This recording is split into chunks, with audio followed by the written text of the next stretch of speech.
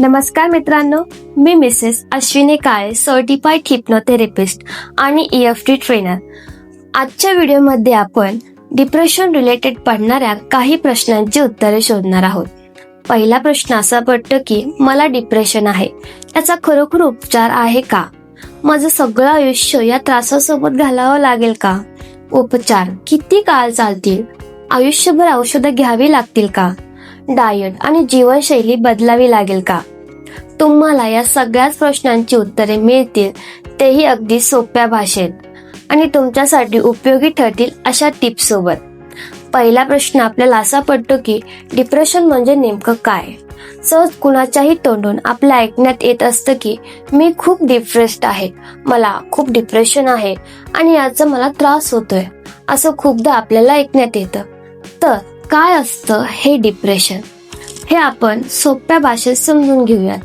Depression म्हणजे फक्त उदासी नाही, ही एक मानसिक स्थिती आहे जिथे मनात सतत नकारात्मक विचारांची गर्दी होत असते. होप संपल्यासारखे वाटते, उत्साह कमी होतो आणि आयुष्य हे निरर्थक वाटू लागते. डिप्रेशन हा मानसिक आजार आहे, कमकुवतपणा नाही. आणि जसा इतर आजारांचा उपचार असतो तसाच याचाही आहे.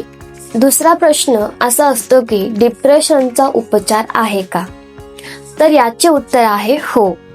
डिप्रेशनवर 100% उपचार आहे, परंतु त्यासाठी सर्वात पहिली गोष्ट म्हणजे एक्सप्रेशन, म्हणजेच व्यक्त होणे. कुणीतरी असं असावं ज्याच्या समोर तुम्ही तुमचं मन मोकळं करू शकता. तर तो कोणी कौटुंबिक सदस्य, मित्र किंवा प्रोफेशनल थेरपिस्ट असू शकतो. कधी कधी काही लोक म्हणतात हे कुणाला सांगून काय उपयोग, पण खरं तर मनातील गोष्ट बोलणे हेच तर पहिलं औषध असतं. तर यावर औषधं आहेत का? सर्व डिप्रेशन रुग्णांना औषधं आवश्यक असतात असं नाही. औषधे ही तेव्हा दिली जातात जेव्हा सुसायडल विचार येत असतात किंवा मनाची स्थिती ही फार अस्थिर झालेली असते. पण ही औषधं कायमस्वरूपी उपाय नसतात. ती मेंदूतील रसायनांचे संतुलन निर्माण करतात, पण मूळ कारण म्हणजे मनात खोलवर दडलेली भावना ती संपू शकत नाहीत. डिप्रेशनसाठी सध्या सर्वात प्रभावी उपचार पद्धती म्हणजे सायकोथेरपी, म्हणजेच मनोवैज्ञानिक समुपदेशन आणि हिप्नोथेरपी. हिप्नोथेरपीमध्ये अंतर्मनाशी संवाद साधला जातो. CBT, कॉग्निटिव्ह बिहेवियर थेरपी, ही एक सायकोथेरपीची पद्धत आहे जी नकारात्मक विचार बदलून सकारात्मक दृष्टिकोन विकसित करण्यावर काम करते. उदाहरणार्थ, माझं काहीच होणार नाही या विचाराचे रूपांतर माझं सध्या कठीण आहे, पण मी यातून नक्की बाहेर येईल अशा दिशेने होतो. हिप्नोथेरपी ही अंतर्मनाशी थेट संवाद साधणारी पद्धत आहे. ज्या नकारात्मक भावना आपल्या आत खोलवर साठून राहिल्या आहेत त्या रिप्रोग्रॅमिंग करून सकारात्मक विचारांमध्ये रूपांतर करण्याचे काम ही हिप्नोथेरपी करते. हिप्नोथेरपी ही संपूर्णतः सुरक्षित आहे. यात कोणत्याही औषधांचा वापर होत नाही किंवा कोणतेही मशीन वापरले जात नाही.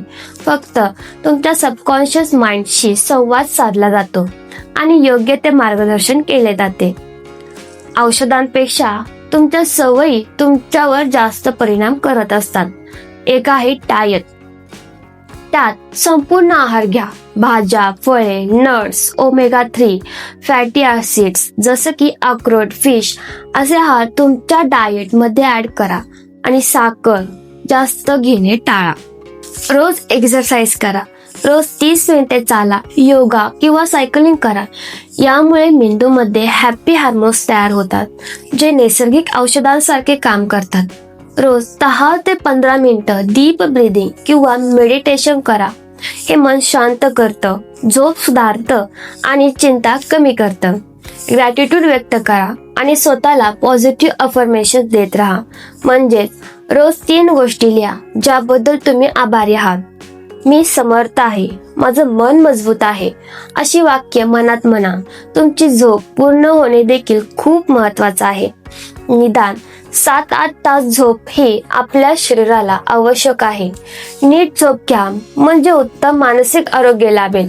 मित्रांनो, डिप्रेशन म्हणजे तुमचा शेवट नाही, ती एक संधी आहे स्वतःकडे नव्याने पाहण्याची.